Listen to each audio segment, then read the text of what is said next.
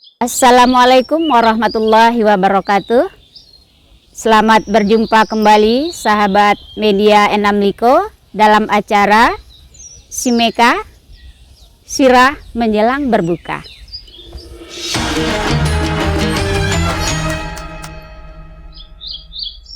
Alhamdulillahirabbil alamin.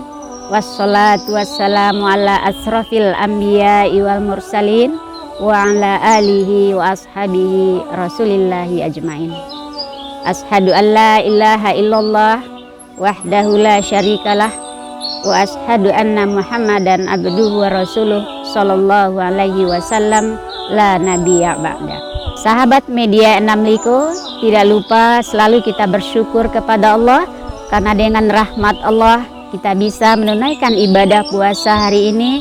Kemudian nikmat sehat yang Allah berikan itu semua bisa membuat kita lebih kuat dalam pelaksanaan ibadah puasa.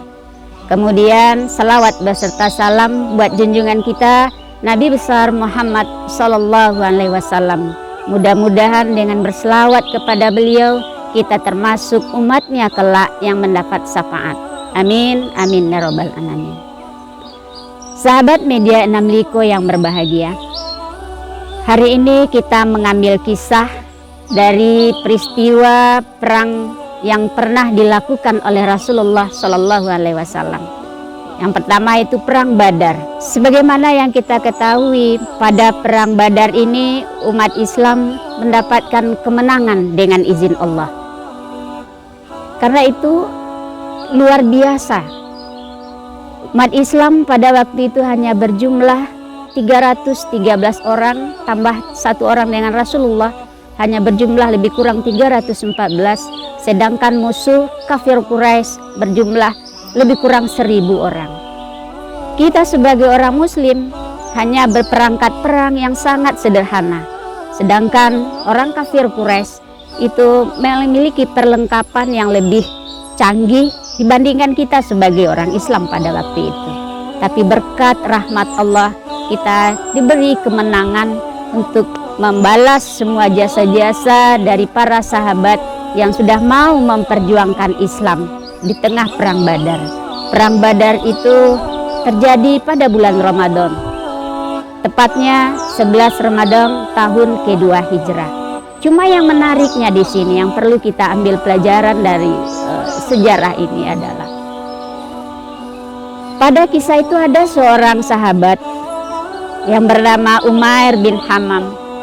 Sedang saat-saat perang akan berkecamuk, maka sedang berkumpul ketika itu umat Islam, sedangkan musuh sudah ada ini di depan mata. Istilahnya detik-detik akan terjadi perang Badar. Maka Rasulullah menyampaikan kepada para sahabat, demi Allah, siapapun di antara kita umat muslim hari ini yang mati karena menyerang musuh, maka Allah berjanji surga balasannya yang luasnya seluas langit dan bumi.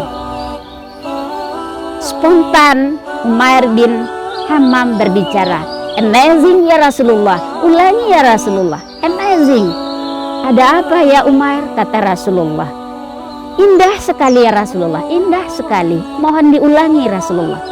Maka Rasulullah pun mengulangi ungkapannya tadi, demi Allah, siapapun di antara kita yang nanti mati di dalam peperangan Badar ini, balasannya tidak lain adalah surga yang luasnya seluas langit dan bumi.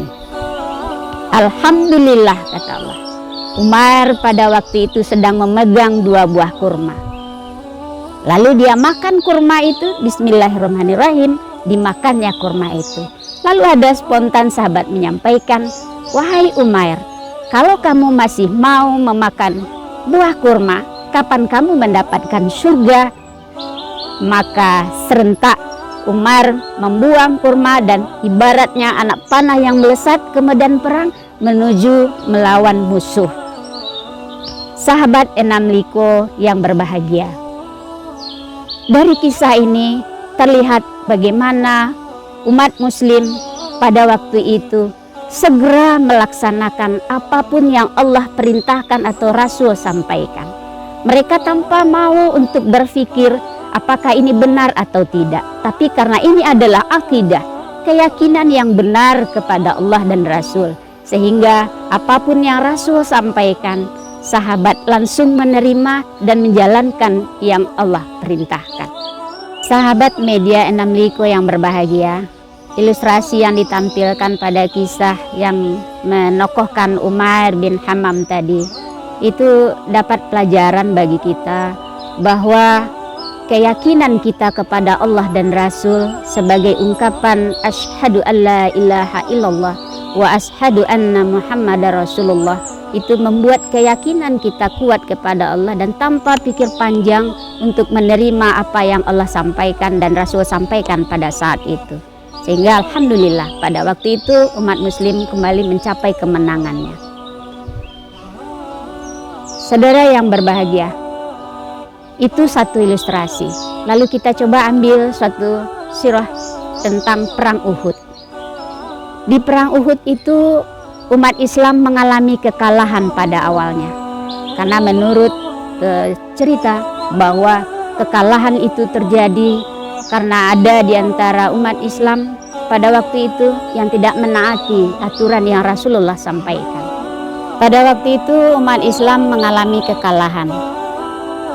Dan semua pasukan Rasulullah yang jumlahnya lebih kurang 360 orang, semuanya mengalami luka yang sangat pedih.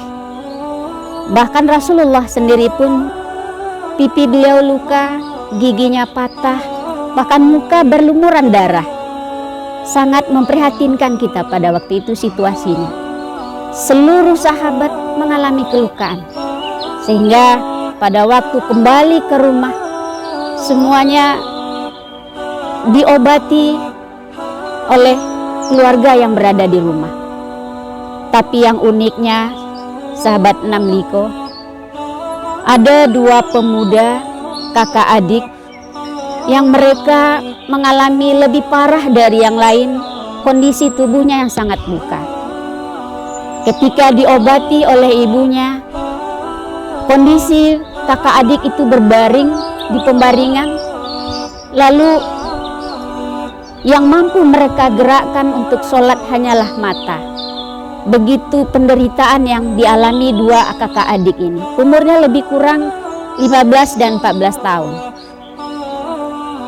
Tapi ketika ibunya mengobati luka-luka mereka, terdengar bagi mereka panggilan dari Rasulullah atau informasi dari masyarakat bahwa seluruh masyarakat yang ikut berperang tadi jumlahnya lebih kurang 360 orang harus kembali ke medan pertempuran. Ini perintah dari Allah, kata informasi yang diterima. Dua adik kakak tadi yang sedang terbaring berpikir. Kakaknya berkata, "Wahai adikku, tidak mungkin kita berbaring di sini sementara kondisi kita begini, masih bisa bergerak dan ada panggilan dari Rasulullah yang merupakan perintah Allah untuk kembali ke medan perang." Nama tempatnya Hamran Hasad. Ini suatu tempat yang diperkirakan bisa untuk kembali memantau keadaan musuh.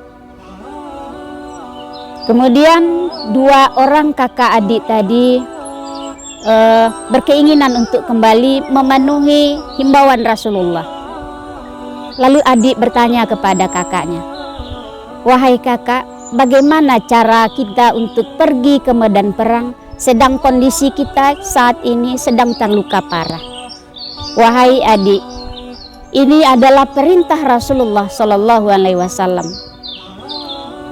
Adik tarik kakak sekali, selanjutnya kakak yang menarik adik. Kita bergantian sehingga kita sampai kepada hadapan Rasulullah. "Baiklah wahai kakak, mari kita berangkat." Dengan tertatih sekali kakak menarik adik, kemudian bergantian adik menarik kakak, sampai mereka ke hadapan Rasulullah dan sahabat yang lain. Seluruh sahabat yang lain menangis memperhatikan kondisi kakak adik ini yang sedang terluka parah. Tapi alhamdulillah semangatnya luar biasa karena ini adalah panggilan Allah dan Rasulullah. Jadi semua yang dipanggil oleh Rasulullah adalah orang-orang yang telah kembali dari perang Uhud yang kalah tadi, yang berjumlah 360 orang.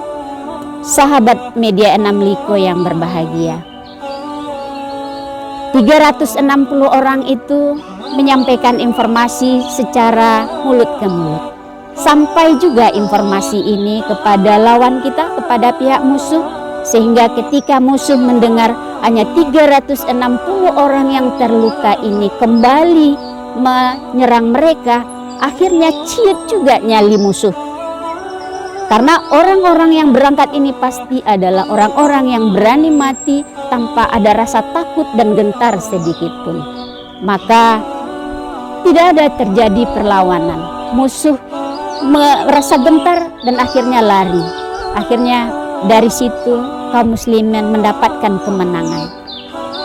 Sahabat Media 6 Liko yang dirahmati oleh Allah, dari dua kisah tadi yang kita coba bahas, ada beberapa hikmah yang bisa kita ambil di situ.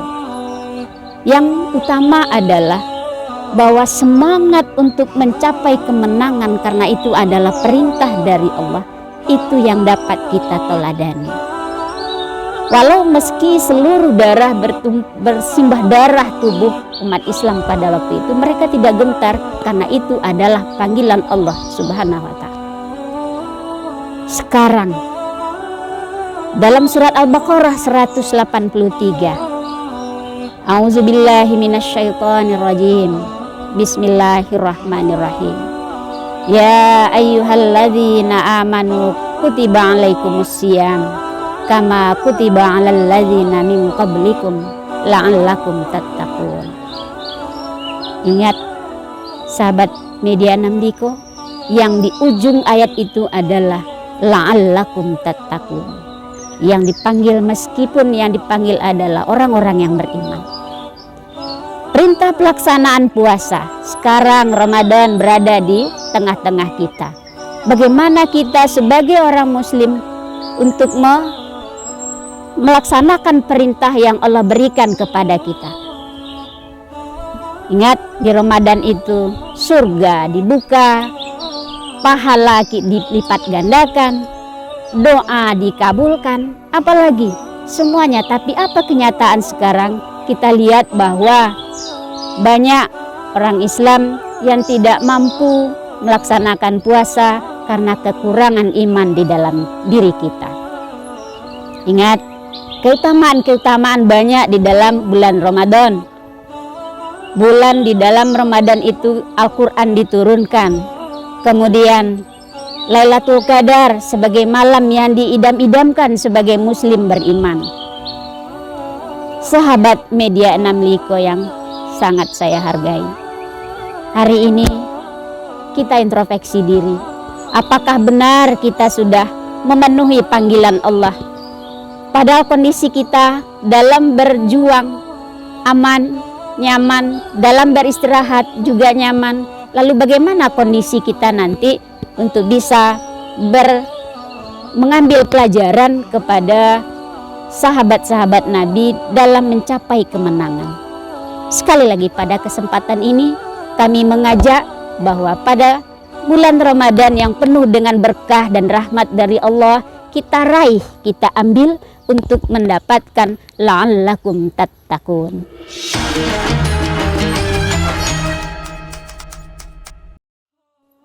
Oke, sahabat Media 6 Liko, jangan lupa nantikan program Simeka berikutnya. Selamat berbuka puasa, semoga saja seluruh ibadah puasa kita hari ini diterima oleh Allah. Billahi taufik wal hidayah. Wassalamualaikum warahmatullahi wabarakatuh.